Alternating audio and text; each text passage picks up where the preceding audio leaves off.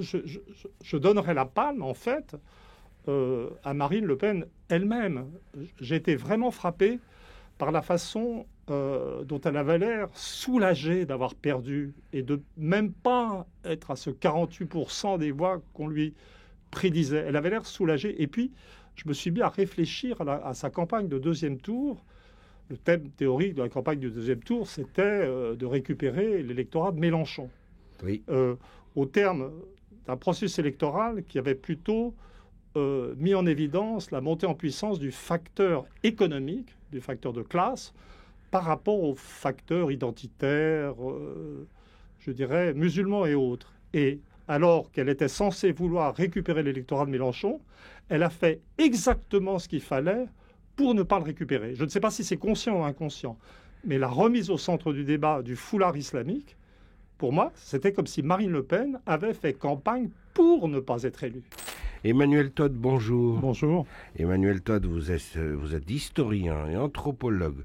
On vous connaît, vous faites partie du paysage politique intellectuel français. vous avez publié il y a quelques années un livre tout à fait à propos, intitulé « Les luttes de classe en France au XXIe siècle » aux éditions du Seuil, donc complètement en rapport avec notre sujet de conversation ce matin, à savoir, évidemment, la dernière élection présidentielle et la façon dont la France est une nouvelle fois fracturée et de façon sans doute profonde. C'est votre spécialité. Vous allez pouvoir nous donner votre avis ce matin à travers toute la recomposition qui fait suite à la décomposition continue du paysage politique français. Quel est le regard que vous portez ce matin sur cette grande entreprise de débauchage que préside Emmanuel Macron? Là, je reviens, c'était la thèse de ce livre que vous avez mentionné. C'est qu'il faut bien voir que, de mon point de vue d'analyste, les élections présidentielles françaises sont une comédie, une pièce de théâtre, parce que la France n'est plus une nation indépendante. C'est-à-dire que l'État, le président de la République, quels que soient ses pouvoirs constitutionnels, n'a pas de véritable capacité à agir ensuite sur l'économie, parce que la France n'a plus de monnaie nationale, parce qu'il y a la contrainte de l'euro, parce qu'il y a les règlements commerciaux européens. C'est même pas très clair que la France puisse encore avoir une politique militaire ou diplomatique indépendante. Je dirais qu'au stade actuel, la Pologne a plus de poids en Europe que la France. Et donc, je crois qu'il faut regarder les élections qui sont réelles, qui ont lieu, qui disent des choses, comme une sorte de gigantesque élection municipale, mais pas l'élection d'une nation. Et donc, la campagne électorale doit être une comédie. Donc et le talent du président, en l'occurrence d'Emmanuel Macron, c'est d'avoir fait croire aux Français qu'il y avait un enjeu planétaire. Non, mais c'est le talent du système. Oui. C'est-à-dire que chaque élection, depuis l'encastrement dans l'euro, doit avoir un thème. Donc Sarkozy, c'était l'histoire du Karcher. C'était le problème, c'est les Arabes, les musulmans. Ensuite, en contrepoint, il y a eu Hollande, le président normal. Et puis là, il y a eu, en 2017, c'était Macron, je suis jeune. Oui, le surdoué. Voilà, donc, et puis on organise une comédie autour de ça. Alors, ce qui est particulier cette fois-ci, c'est que je dirais que pour le premier tour, c'était effectivement un peu n'importe quoi. C'est-à-dire que il n'y avait pas de thème vraiment défini. Donc, on a pu croire à un moment que Pécresse allait nous faire un « Je suis une femme » ou que Zemmour allait nous faire du racial identitaire, pendant que Macron discutait, se faisait enfumer par Vladimir Poutine. Mais en fait, ça n'a pas eu tellement d'importance. Parce que pour vous, il s'est fait enfumer. Oui, absolument, oui. Enfin, je sais pas, pour moi, il n'y a pas photo. Mais, comment dire, ça n'a pas tellement d'importance parce que l'électorat s'est recomposé de lui-même et a complètement changé. C'est-à-dire que l'électorat de Macron, qui était un électorat au premier tour, d'éduqués supérieurs, dominant dans, je dirais, la société française dans tous les compartiments du jeu, par l'éducation, par la richesse, là, avait perdu des éduqués supérieurs et par contre, c'était terriblement vieilli. C'est-à-dire que Macron est devenu le candidat des vieux de la droite d'un grand parti conservateur et les choses se sont réorganisées d'elles-mêmes, comme ça. Puis avec l'apparition de Mélenchon, une sorte de troisième pôle stable. Donc voilà. Moi, honnêtement, ce qui m'intéressait et ce que j'ai trouvé passionnant dans cette comédie, c'est le deuxième tour. Pourquoi? Parce que le deuxième tour qui a abouti, je veux dire, à la fois à une stabilité absolue, le même président, avec la même absence de programme, et puis une évolution très intéressante du corps électoral. Parce que c'était le... Il y a quand même une transformation du président. Il a été élu dans un élan et une volonté de rupture en 2017, et cette fois-ci dans une volonté de stabilisation, presque de conservatisme. Oui, absolument. Mais ce qui est très drôle, c'est que tout le monde, c'est la façon dont tous les acteurs, ou tant d'acteurs, ont participé à ce conservatisme. Et puis c'est surtout cette nouvelle frayeur pour rien. C'est-à-dire cette idée, parce que le score finalement, malgré tout, Marine Le Pen est arrivée très loin de ce qu'on disait. En fait, il a été réélu... Très en dessous, vous voulez dire? Oui, c'est ça. Oui. Elle a été très déceptive. Elle est arrivée très en dessous de ce que les sondages annonçaient. Mais tout le monde s'y est mis. C'est-à-dire que, pour moi, les deux palmes de la réélection de Macron, je dirais les deux trucs qui m'ont le plus, j'ose pas dire amusé, ça a été le soutien de la CGT. Philippe Martinez. Exact. Je veux dire, allant vent debout, je dirais, contre la classe ouvrière qui elle était derrière le Front National. Donc voir la CGT transformée en syndicat patronal, je ne dirais pas que ça m'a amusé, mais c'était quand même ça. Mais je donnerais la palme, en fait, à Marine Le Pen elle-même. J'ai été vraiment frappé par la façon dont elle avait l'air soulagée d'avoir perdu et de même pas être à ce 48% des voix qu'on lui prédisait. Elle avait l'air soulagée. Et puis, je me suis mis à réfléchir à sa campagne de deuxième tour. Le thème théorique de la campagne du deuxième tour, c'était de récupérer l'électorat de Mélenchon. Oui. Au terme d'un processus électoral qui avait plutôt mis en évidence la montée en puissance du facteur économique, du facteur de classe, par rapport aux facteurs identitaires, je dirais, musulmans et autres. Et alors qu'elle était censée vouloir récupérer l'électorat de Mélenchon, elle a fait exactement ce qu'il fallait pour ne pas le récupérer. Je ne sais pas si c'est conscient ou inconscient, mais la remise au centre du débat du foulard islamique, pour moi, c'était comme si Marine Le Pen avait fait campagne pour ne pas être élue. Donc, je veux dire, c'est-à-dire qu'on comprenne bien ce que vous voulez dire, parce que c'est très important, oui. Ce que vous êtes en train de dire. En vérité, elle a évité la question sociale. Elle a évité la question sociale, elle a remis au centre du débat... la question identitaire. Qui assurait que le vote Mélenchon ne se reporterait pas sur elle. Donc, elle a...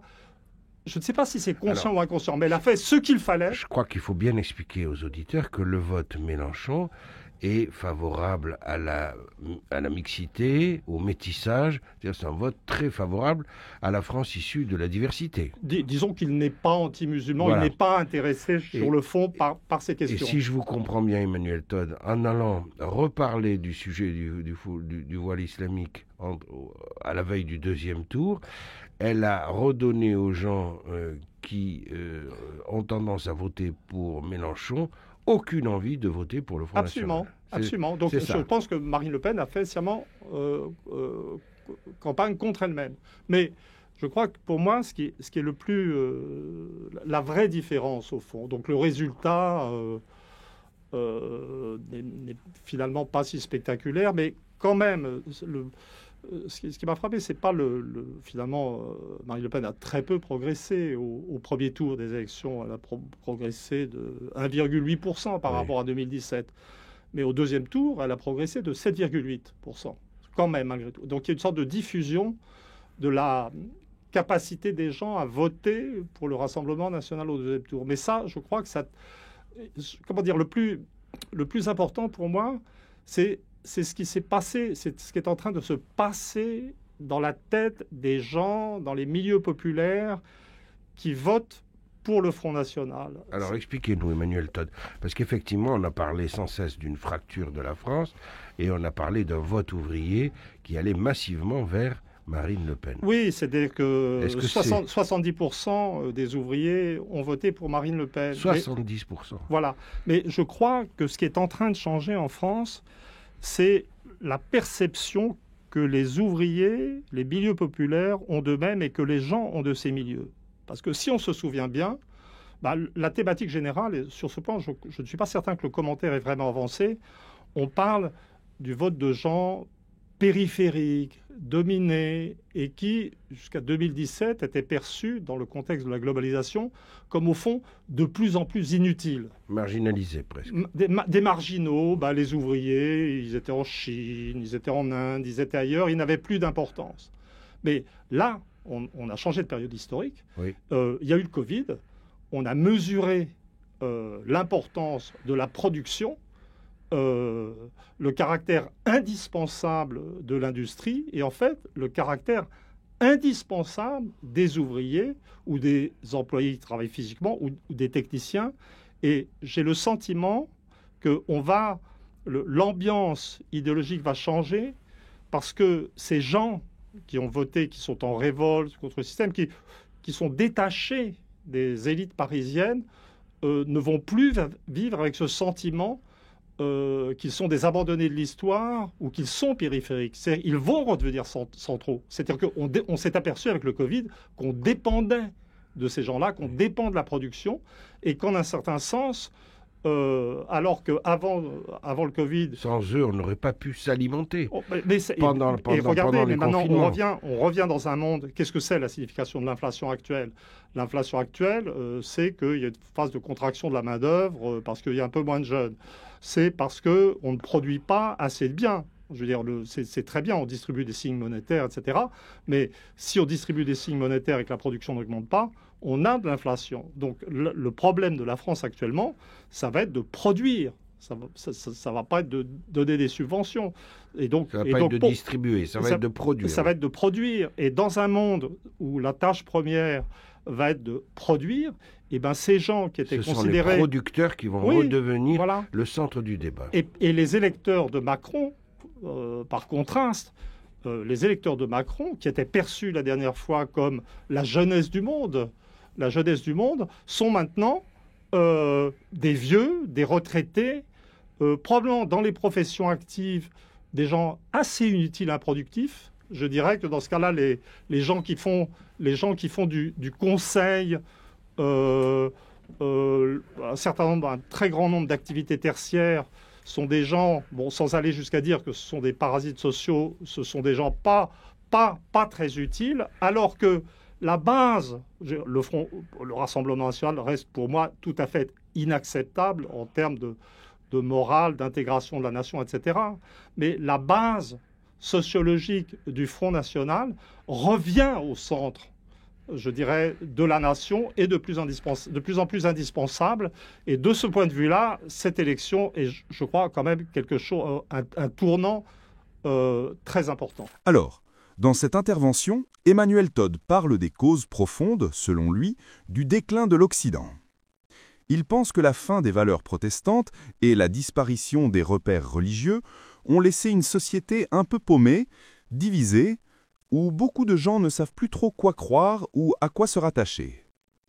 Il donne aussi son point de vue sur la guerre en Ukraine avec une approche sociologique. Il remet en question la façon dont les médias occidentaux racontent le conflit et il compare avec des pays comme la Russie ou l'Allemagne qui, d'après lui, gardent encore des structures sociales solides héritées du passé. Bref, une analyse qui pousse à réfléchir sur le rôle des croyances, des idées et du pouvoir dans nos sociétés. Suivez la suite de l'interview pour tout comprendre. Surtout, n'oubliez pas de vous abonner à la chaîne et de nous donner votre avis dans les commentaires. À tout de suite. Alors, ce que vous venez de dire a une très grande importance et c'est très finement observé. Si je résume, en dépit du fait que Marine Le Pen n'a pas fait la performance qu'on attendait d'elle, elle a marqué un approfondissement dans l'ancrage de son vote au sein d'une catégorie de population qui a cessé de se sentir marginalisée et qui s'est trouvée relégitimée dans ce vote pour le Front National. Oui, c'est-à-dire que quand on voit, les gens m'ont raconté l'ambiance dans les régions ou dans les milieux qui ont voté Marine Le Pen Maintenant, c'est un vote sans angoisse, c'est un vote qui est aussi sûr de lui-même. Totalement décomplexé. Décomplexé, mais je crois Même au-delà, oui. C'est-à-dire, c'est pas un vote au stade actuel, je ne pense pas que c'est un vote pour prendre le pouvoir. Je ne pense pas d'ailleurs que dans le contexte de refus qui persiste des catégories supérieures ou suréduquées, de prendre en charge une réorientation de la politique économique de la nation, une politique économique plus nationale, je ne pense pas qu'il y ait ces chances, mais je pense qu'en termes culturels, c'est un monde qui est probablement en train de s'apercevoir qu'il ne va pas disparaître, qu'il est notre avenir en fait. Ce qui est absolument, je crois, c'est ça pour moi le vrai tournant historique. Et ça va avoir des effets, surtout tout au long du mandat. Ça va avoir des effets au long du mandat, mais Mm. ça va aussi faire apparaître la division, je dirais, fondée sur des critères religieux identitaires entre les électorats de Marine Le Pen et de Jean-Luc Mélenchon, un peu passé ou un peu archaïque ou contre-productive. C'est-à-dire que, logiquement, si cette intuition d'un retour au centre du dispositif national ou de la conscience nationale, des gens qui travaillent et qui produisent, advient véritablement, ça devrait pousser plus loin l'atténuation ou même la disparition des choses identitaires. Je veux dire, dans la classe ouvrière française, il y a vraiment beaucoup de gens d'origine maghrébine. Oui. Donc il va falloir que ces mondes-là se réunifient. Et c'est pour ça qu'actuellement, honnêtement, quand j'entends parler des débats sur les désistements à droite, le Front National, le Rassemblement National, reconquête d'Éric Zemmour d'un côté, et de d'autre côté, les discussions entre la vieille gauche, qui a complètement disparu, le PS, et Mélenchon, ça, c'est des phénomènes du passé. En fait, le vrai problème, finalement, c'est la convergence des électorats mélenchonistes et lepénistes. Et c'est bien ce que Marine Le Pen et Mélenchon refusent, finalement. Exact. Moi, je les trouve comme... un peu, c'est comme les trois forces, les macronistes, les lepénistes, les mélenchonistes. C'est un peu comme ils ont chacun leur bureau de tabac, leur fonds de commerce. Et j'ai le sentiment que les appareils politiques résistent à l'évolution de la société. Ils essaient de défendre leur boutique, mais au fond, il y a une secousse tellurique qui pousse, comme vous venez de l'expliquer, l'électorat populaire favorable au métissage et l'électorat populaire favorable à la réaffirmation d'identité dans un élan commun, c'est-à-dire redevenir le centre du débat politique. Oui, mais puis revenir, et puis avec l'accord et la compréhension, je veux dire, des classes moyennes et de tout le monde. C'est une société... on va être confronté par la suite des mutations ou du reflux de la globalisation, de la guerre d'Ukraine, de l'inflation, des pannes d'approvisionnement. On va être confronté à d'immenses difficultés dans les années qui viennent. Emmanuel Todd, est-ce que vous croyez que Emmanuel Macron n'est pas conscient de tout cela? À mon avis, il l'est. Pas du tout. Honnêtement, je dis franchement, je pense que c'est très certainement un grand manipulateur et ces choses-là.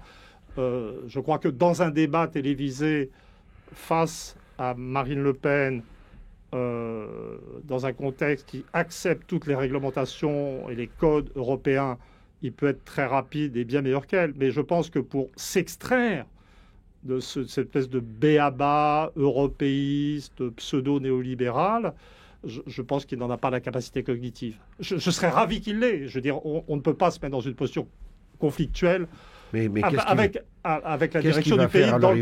Il va ramasser toutes les miettes de l'ancien système pour les coller ensemble. Mais la vérité, c'est que tant qu'on reste dans les contraintes commerciales et monétaires européennes, l'État ne peut pas agir pour réindustrialiser. Et ça, Macron ne l'a pas compris. Il a immédiatement défilé sous le drapeau européen, nous a fait jouer du Beethoven, c'est très joli Beethoven, mais tout ça montre qu'il n'a...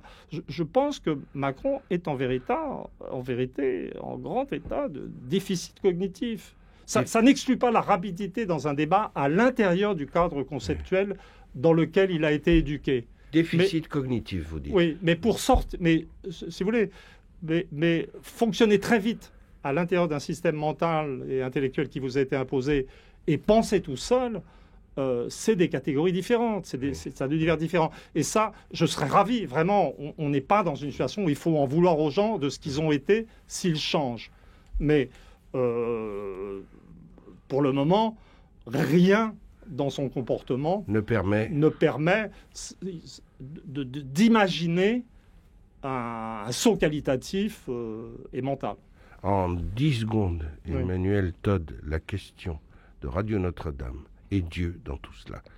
Il vous reste 15 secondes.